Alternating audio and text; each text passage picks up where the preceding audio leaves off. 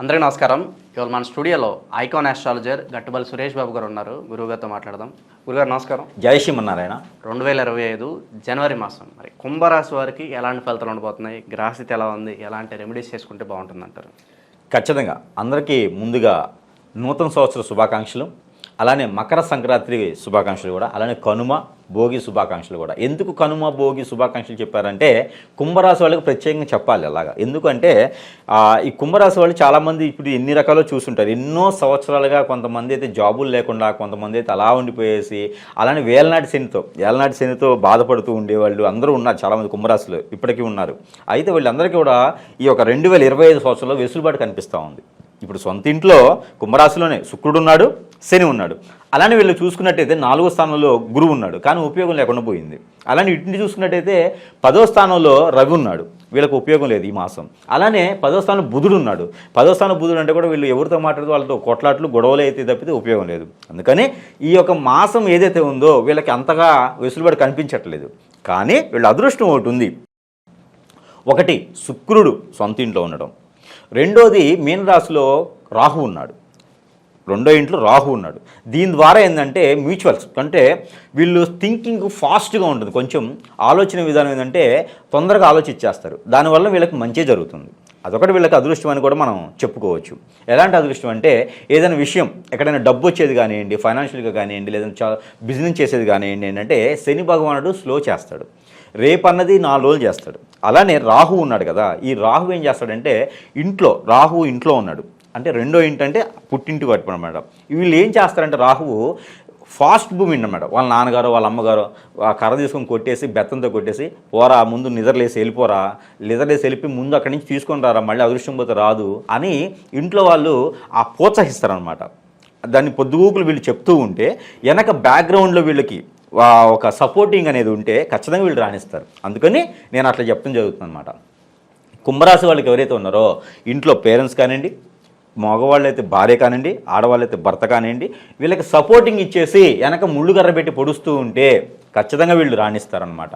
అలా చేయటం ద్వారా ఎందుకంటే సపోర్టింగ్ ఉంటుంది, వీళ్ళు రాణించేందుకు కూడా అదృష్టం ఉంటుంది. కాబట్టి ఆ మేర ఏదో చేస్తాడులే మా అబ్బాయి, ఏదో మా అమ్మాయి చేసేస్తలే, వాళ్ళ ఇష్టము, వాళ్ళ ఆలోచన, వాళ్ళ లైఫ్ అనుకోకుండా ఖచ్చితంగా ఇంట్లో ఏ రాశి వాళ్ళు ఉన్నా సరే కుంభరాశి వాళ్ళని ప్రోత్సహిస్తే కనుక వాళ్ళకి పొగడటమో ప్రోత్సహించడమో, వాళ్ళ ఆలోచన విధానంగా ఏదైనా చెప్పడమో నచ్చ చెప్పడమో చేసేసి ఏదైతే చిన్నపాటి పని ఉన్నా కూడా ముందు వెళ్ళు పని చేసుకో అని చెప్పి ధైర్యం చెప్పగలిగితే ఖచ్చితంగా కుంభరాశి వాళ్ళు రాణించేదానికి అదృష్టం ఉంటుంది.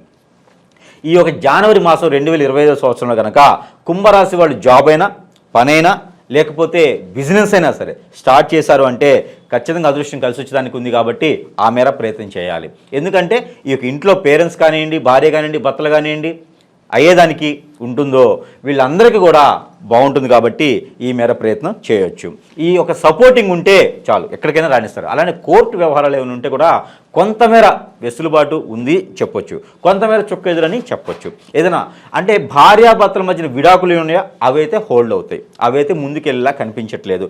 ఎందుకంటే భార్యాభర్తల మధ్యన విడబాటు ఎందుకు వస్తుందంటే గత 2.5 సంవత్సరాలుగా చూసుకున్నట్టయితే కనుక వీళ్ళిద్దరి మధ్యన చిన్న చిన్న మిస్అండర్స్టాండింగ్ వల్ల తగాదులు అవుతాయి. కాబట్టి ఆ విడాకులు తీసుకునేది కూడా ఆగిపోయేలా కనిపిస్తుంది రానున్న అటువంటి రోజుల్లో. అందుకని భార్యాభర్తల మధ్య విడాకుల కేసులు ఏవైతే ఉన్నాయో అవి హోల్డ్ అవుతాయి. ఏదైతే ఫైనాన్షియల్గానో లేకపోతే ఇంకేమైనా సివిల్ కేసెస్ ఉంటే కూడా అవి అయితే కొంచెం మేర ముందుకి ఇంకో అడుగు ముందుకు వేస్తాయి అని చెప్పవచ్చు. అలానే రానున్నటువంటి 2-3 మాసాల్లో మార్చి మాసంలో శని భగవానుడు మీనరాశిలోకి జరగడం జరుగుతుంది. దానివలన ఇంట్లో కొంచెం వెసులుబాటు లభిస్తుంది. అంటే వీళ్ళ చైతన్యం అనేది కొంతమేర అన్ని కట్లు కట్టేసి ఉన్నటువంటి కుంభరాశి వాళ్ళకి కొంతమేర అదృష్టం, కొంతమేర కలిసి వస్తుందని చెప్పుకోవచ్చు. అయితే మొత్తం మేము చూసుకున్నట్టయితే కుంభరాశి వాళ్ళకి గ్రహరీత్యా కొంతమేర దోషాలున్నా కొంతమేర బాగుందని చెప్పుకోవచ్చు. అలానే ఈ మకర సంక్రాంతి రావడం అనేది కుంభరాశి వాళ్ళకి కొంతమేర అదృష్టం అని చెప్పుకోవచ్చు. అలానే ఇంకోటి మనకి ఈ సంవత్సరంలో మనకి కుంభమేళా అని వస్తుంది. అది పౌర్ణమి రోజు మొదలవుతుంది. జనవరి మాసం, జనవరి పౌర్ణమి అంటే 13వ తారీఖున ఉంది. ఈ 13వ తారీఖున కుంభమేళా మొదలవుతుంది. అయితే కుంభమేళా కదా కాశీకి వెళ్ళాలని అందరూ అనుకోవచ్చు. గంగా నదికి వెళ్ళాలి, కాశీకి వెళ్ళాలని కాదు. మీకు దగ్గరలో ఉన్నటువంటి నదీ తీరం ఏదైతే ఉందో అక్కడ స్నానం ఆచరించవచ్చు. సముద్ర తీరం ఏదైతే ఉందో అక్కడ కూడా స్నానం ఆచరించవచ్చు. మనము అక్కడ స్నానం ఆచరించేసి కుంభరాశి వాళ్ళకి ఏదైతే ఉందో అక్కడ స్నానం ఆచరించేసి సముద్ర తీరంనైతే ఇసుక, నదీ తీరంనైతే మట్టి, ఇవి తీసుకొని వచ్చేసి ఇంట్లో పెట్టేసి 10 రోజుల తర్వాత లేదా కుంభమేళ అనంతరం తీసుకెళ్ళేసి మళ్ళీ అదే నదిలో కలపడం వలన వీళ్ళకి ఇంట్లో ఉన్నటువంటి ఏదైతే అశాంతి, ఏదైతే ఇంట్లో ఉన్నటువంటి మనశ్శాంతి లేకుండా ఏదైతే ఇంట్లో నెగిటివిటీ ఉన్నటువంటి ఇళ్ళు ఉంటాయో అవన్నీ కూడా వెళ్ళిపోయేసి ఇంట్లో పాజిటివ్ థింగ్స్, పాజిటివ్ ఆలోచనలు అన్నీ బాగుంటాయి. కాబట్టి ఈ మేర ప్రయత్నం చేయాలి. ఏదైతే వీళ్ళు నదీ స్నానం ఆచరిస్తారో అది వీళ్ళకి గ్రహరీత్యా ఉన్నటువంటి దోషాలు, అలానే పూర్వీకుల దోషంతో ఎవరైతే బాధపడుతున్నారో ఈ యొక్క మకర సంక్రాంతి రావడం కొంతమేర అదృష్టం. కాబట్టి ఈ గ్రహరీత్యా దోషాలే కాకుండా ఈ పూర్వీకుల శాపాలు, దోషాలతో ఎవరైతే బాధపడుతున్నారో, ఈ ఏళ్ళనాటి శని నుంచి ఎవరైతే బాధపడుతున్నారో వీళ్ళందరూ కూడా వారి వారి యొక్క ప్రాంతీయ ఆచారం, వారి వారి యొక్క ఇంటి ఆచార ప్రకారంగా ఈ యొక్క గ్రహస్థితి ప్రకారంగా కూడా వాళ్ళు ఆ ఒక పెద్దలకి నమస్కారం చేసుకొని ఆ పెద్దలకి దానాలు, ధర్మాలు, యోగాలు, యజ్ఞాలు ఏవో వాళ్ళకి ఆచార ప్రకారంగా అంత ప్రాంతీయ ఆచార ప్రకారంగా వాళ్ళ ఇంటి ఆచార ప్రకారంగా కూడా ఆ చనిపోయినటువంటి వాళ్ళ పెద్దలకి కనుక వీళ్ళు దానం చేసినట్టయితే, ఏదైనా పూజలు చేసి ఆ చెడు క్రియను ఏదైతే ఉందో అవి చేసుకున్నట్టయితే కనుక ఖచ్చితంగా వీళ్ళకి కలిసి వస్తుంది. ఆ పెద్దలు స్వర్గద్వారా ఎప్పుడైతే స్వర్గద్వార దర్శనానికి వెళ్తారో ఆ ఒక ఆశీర్వాదం ఈ యొక్క కుంభరాశి వాళ్ళ మీద ఖచ్చితంగా కనిపిస్తుంది. కాబట్టి ఆ మేర వేసులు పెట్టింది కాబట్టి ఖచ్చితంగా ప్రతి ఒక్కరు కూడా ఈ సంక్రాంతి పర్వదినాన, ఈ కనుమ పర్వదినాన, అలానే భోగి పర్వదినాన, అలానే కుంభమేళ పర్వదినాన వీళ్ళు ఈ 4 రోజుల్లో ఏదో ఒక రోజు కనుక ఆ పెద్దలకి నమస్కారం చేసుకొని ఆ పెద్దలకి ఏదైతే చేయాలో ఆ ధర్మ ప్రకారంగా చేసుకున్నట్లయితే కనుక ఖచ్చితంగా వీళ్ళు రాణిస్తారు. ఎలాంటి గ్రహ దోషాలు ఉన్నా కూడా తొలగిపోతాయి అనమాట. లేదు ఆ 4 రోజులు కనుక వీళ్ళకి కుదరలేదనుకుంటే ఇంకొంచెం పొడిగించుకొని అమావాస్య లోపైనా సరే, జనవరి మాసం అమావాస్య అంటే 31 తారీఖు ఉన్న 30 తారీఖు ఉన్నది, ఆ మాసం వరకు కూడా, మాసం చివరి వరకు కూడా ఇలాంటి దానాలు చేసినట్టయితే ఆ పెద్దలకు నమస్కారం చేసినట్టయితే మంచి ఫలితం కనిపిస్తూ ఉంది. ఏదైతే వీళ్ళకి పిండి వంటలు ఉంటాయో ఈ యొక్క పిండి వంటలు మినిమం ఒక 3 రకాల పిండి వంటలు చేసేసి ఆ పెద్దలకు నైవేద్యం పెట్టినట్టయితే వీళ్ళకి అదృష్టం కలిసి వచ్చేలా ఉంది. గ్రహరీత్యా దోషాలు కూడా తొలగిపోతాయి. ఏదైతే వీళ్ళకి కలత్ర దోషం, శుక్ర దోషం ఏదైతే ఉందో ఈ శుక్ర దోషము కుంభరాశిలో ఉండడం వలన ఈ శుక్రదోషం కనిపిస్తుంది. కాబట్టి ఎవరైతే జీడిపప్పు అని ఉంటాయి, మనకి జీడిపప్పు ఉంటాయి, ఈ జీడిపప్పు కనుక 1 కిలో పావు లేదా 3/4 కిలో అంటే 750 గ్రాముల నుంచి కిలో పావు, 1 కిలో పావు కిలో అనమాట, కిలో పావు, వీటిని కనుక ఏదైనా బ్రాహ్మణుడు సమర్పించినా లేదా శుక్రగ్రహం ఏదైనా ఆలయాల్లో మండపం ఉంటుంది, గ్రహాల మండపం, నవగ్రహ మండపం ఉంటుంది, అక్కడ శుక్రుని గ్రహం ఉంటుంది. ఆ శుక్రుని గ్రహం మీద కనుక మనం అనుకున్నటువంటి జీడిపప్పు కనుక పోసినట్టయితే ఏదైతే బ్రాహ్మణుడికి దానం ఇచ్చినా కూడా ఆ కళత్ర దోషం నుంచి తొలగిపోయేసి పెళ్ళిళ్ళు కుదిరేందుకు కూడా అవకాశం ఎక్కువ కనిపిస్తూ ఉంది. ఎందుకంటే గత 7.5 సంవత్సరాలకు వీళ్ళకి పెళ్లి లేకుండా, పెటాకులు లేకుండా, అలానే గాలికేసుకుని అలా తిరిగిపోతూ ఒక దాంట్లో సెటిల్మెంట్ లేకుండా ఉన్నటువంటి కుంభరాశి వాళ్ళని చాలామంది చూశాను నేను. అలాగే గురుగారు, విద్య, ఉద్యోగం, ఆరోగ్యం, మరి వీటి పరిస్థితి ఎలా ఉంటుంది అంటారు? వీటన్నిటి కూడా వెసులుబాటు అని చెప్పొచ్చు. గత 7.5 సంవత్సరాలుగా మనం చూసినట్టయితే పుట్టిన వాళ్ళు కావచ్చు, పెరిగిన వాళ్ళు కావచ్చు, అలాగా ఉండిపోతున్న వాళ్ళు కావచ్చు, రోడ్డు ఎలా పెరుగుతుందో, రోడ్డు చెట్లు ఎలా ఉండయో వీళ్ళు కూడా అలానే ఉంటున్నారు కొంతకాలంగాను, ఏమాత్రం వెసులుబాటు లేకుండా. అలాంటి వాళ్ళందరికీ జనవరి మాసం నుంచి వెసులుబాటు కనిపిస్తూ ఉంది. ఎందుకు అంటే మకర సంక్రాంతి నుంచి అయితే వీళ్ళకి చాలా బాగుందని చెప్పుకోవచ్చు. అందుకే వీళ్ళకి విద్య, ఉద్యోగ, వ్యాపారం ఎందులో ఉన్నా కూడా రాణిస్తారు. అందుకే కొత్తగా వ్యాపారాలు చేసేవాళ్ళు కుంభరాశి వాళ్ళు ఎవరైనా ఉంటే కూడా వాళ్ళకి ఇంట్లో నుంచి సపోర్ట్ కూడా దొరుకుతుంది. అందుకని ఇవన్నీ కూడా ఏ మాత్రం చిన్న అవకాశాన్ని కూడా సద్వినియోగం చేసుకోవాలి, చేజార్చుకోకుండా ఉండాలి. అది టీ పాయింట్ అయినా, పాల బూత్ అయినా, ఎలాంటి వ్యాపారైనా చేసుకుంటే మంచి వెసులుబాటు కనిపిస్తూ ఉంది. కాబట్టి ఆ మేర ప్రయత్నం చేసుకుంటే చాలా మంచి జరుగుతుంది అనమాట వీళ్ళకి. అలానే వీళ్ళకి అదృష్ట యోగాలు కూడా బాగున్నాయి. ఆ యోగం వచ్చేసి వేద యోగం అని చెప్పేసి ఒకటి ఉంది, వేదరాజ యోగం అని చెప్పేసి ఒకటి ఉన్నది. ఈ వేదరాజ యోగం అనేది వీళ్ళకి రాణిస్తుంది. ఇలాంటి గ్రహస్థితి, ఇలాంటి వెసులుబాట్లు అంటే గ్రహస్థితి ఎలా ఉన్నా ఈ యొక్క యోగం ఉంది కాబట్టి వేదరాజ యోగం అని చెప్పేసి ఒకటి ఉన్నది. ఈ వేదరాజ యోగం అంటే గురువు సంబంధించింది అనమాట. ఈ గురువుకి సంబంధించినటువంటి ఈ వేదరాజ యోగం అనేది ఏదైతే ఉందో వీళ్ళలో చదువు కానీ, లేకపోతే వ్యాపారం కానీ, లేదా ఎక్కడైనా విదేశాలకు వెళ్ళేదానికి కానీ ఈ వేదరాజ యోగం అనేది బాగా యోగిస్తుంది వీళ్ళకి. అంటే గ్రహాల్లో ఉన్నటువంటి ఏదైతే గురుగ్రహం ఉందో వీళ్ళ మీద చూపు అనేది కొంచెం తగ్గినా కూడా ఈ యోగం ఉండడం వల్ల వీళ్ళకి రాణిస్తుంది. ఈ యోగం వీళ్ళకి 160 రోజులు ఉంటుంది. ఎప్పటి నుంచి మొదలవుతుందంటే జనవరి 13వ తారీఖు నుంచి ఈ యోగం మొదలవుతుంది. అందుకోసమే వీళ్ళు పెద్దలకి చేసుకోవడం కానివ్వండి, అలానే గ్రహరీత్యా శాంతి చేసుకోవడం కానివ్వండి, అలానే వీళ్ళు నది స్నానం, సముద్ర స్నానం ఆచరించడం కానివ్వండి చేస్తే ఈ గ్రహాల నుంచి కొంతమేర వెసులుబాటు కలిగేసి ఈ యోగం అంతా కూడా వాళ్ళకి కలిసి వస్తుంది. ఈ యోగం అంతా కూడా కుంభరాశి వాళ్ళందరికీ వస్తుందా అని డౌట్ రావచ్చు. ఆ కుంభరాశి వాళ్ళందరికీ మ్యాక్సిమం వస్తుంది.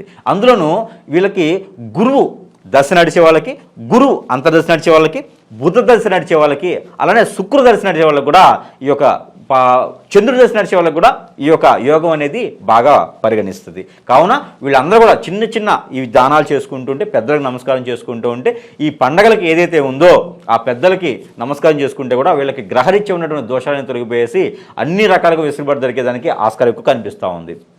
అలానే వీళ్ళకి ప్రతిరోజు ప్రతి మాసం కూడా మనం చెప్పినట్టుగా వీళ్ళ చిన్న చిన్న పరిహారాలు ఏంటంటే కనుక జీడి గింజలు ఉంటాయి. ఈ జీడి గింజలు నల్లగా ఉంటాయి చూస్తానికి, ఎందుకంటే వీళ్ళకి కలత్ర దోషం కనిపిస్తుంది కాబట్టి కుంభరాశి వాళ్ళకి. అలానే యోగం కూడా ఏదైతే వేదరాజ యోగం ఉందో ఈ యోగం కూడా వీళ్ళకి కలిసి వచ్చేందుకు వీళ్ళకి జీడి గింజలు ఐదు జీడి గింజలు తీసుకొని వీళ్ళు వారంలో ఒక రోజైనా సరే శుక్రవారం రోజున చేస్తే మరీ మంచిది. గురువారం, శుక్రవారం ఈ 2 రోజుల్లో ఏ రోజున చేయవచ్చు. జీడి గింజలు 5 తీసుకొని కనుక వీళ్ళు పైనుంచి కింద వరకు దిగజార్చుకోవాలి. ఇలా పట్టుకొని ఇలాగ దిగజార్చుకోవాలి. ఈ రకంగా 5 గింజలు కూడా దిగజార్చుకొని ఎక్కడైనా పారేటువంటి నీరు కానీ లేకపోతే అవి కాల్ చేసినా పర్వాలేదు, వాసన వస్తుంది. అందుకని చెప్పి పొదలుగా ఉన్న చెట్లు రోడ్డు మీద దిష్టి తీసి వేయకూడదు. ఎవ్వరు కూడా దిష్టి తీసిన వస్తువు రోడ్డు మీద వేయకూడదు. షాపులకైనా మనిషికైనా సరే అవి వీళ్ళకే ప్రమాదకరమైనవి. ఓకేనా? అందుకని చెప్పేసి దిష్టి తీసుకొని రోడ్డు విరువైపులు ఉన్నటువంటి స్థలాల్లో, లేకపోతే మురికి కాలువల్లో, లేదు అంటే కనుక డ్రైనేజెస్లో, లేదు అనుకుంటే కదా పొదలుగా ఉన్నటువంటి చెట్లు అటు ఎవరు వెళ్ళరు అనుకుంటే అక్కడ వేస్తే వీళ్ళకి మంచి జరిగేదానికి ఆస్కారం కనిపిస్తుంది. కాబట్టి జీడి గింజలు 5 శుక్రవారం కానీ గురువారం కానీ తీసుకొని ఆ దిష్టి తీసిన గింజలు జీడి గింజలు 7 సార్లు తీయాలి. పైనుంచి కిందకి, మళ్ళీ కింద నుంచి పైకి వెళ్ళకూడదు. పైనుంచి కిందకి 7 సార్లు దిగదార్చుకొని కనుక ఆ 5 జీడి గింజలు పక్కన పడేసినట్టయితే, రోడ్డు పక్కన పడేసినట్టయితే ఆ ఒక వీళ్ళకు ఉన్నటువంటి కలత్ర దోషం కూడా తొలగిపోయేదానికి ఉంటుంది.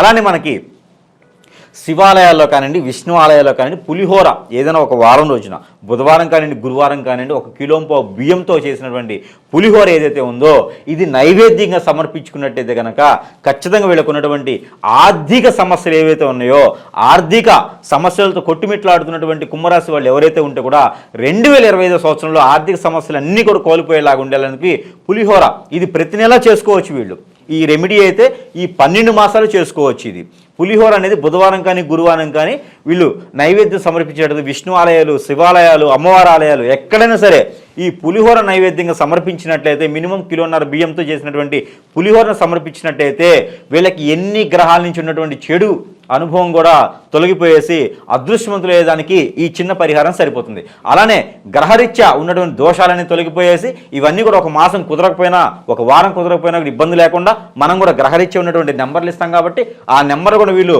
ప్రతిరోజు పఠించడం ద్వారా ఆ ఒక దోషాలన్నీ తొలగిపోయేసి అదృష్టవంతులు అయ్యేదానికి ఆస్కారం ఉంటుంది. కాబట్టి వీళ్ళకి చూసినట్టయితే ఆ గ్రహరీత్యా ఉన్నటువంటి నెంబర్స్ ఏవైతే ఉన్నాయో వీళ్ళకి 8641 491 ఏదైతే ఈ నెంబర్ ఉన్నదో ఈ నెంబరు 122 సార్లు అంటే 122 సార్లు కనుక ప్రతిరోజు పారాయణ రూపంగా కానీ జపం చేసినా, పారాయణం చేసినా కూడా చాలా మంచి ఫలితం వస్తుంది.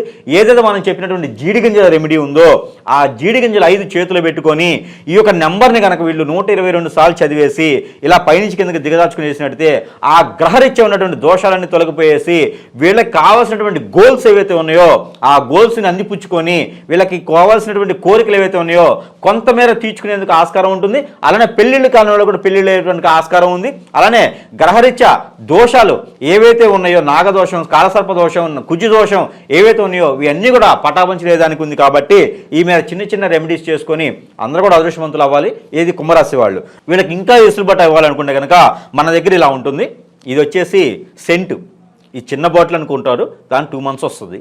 ఈ సెంటు బాటిల్ ఉండిద్ది కుంభరాశి వాళ్ళకి బాగా పనిచేస్తుంది అనమాట.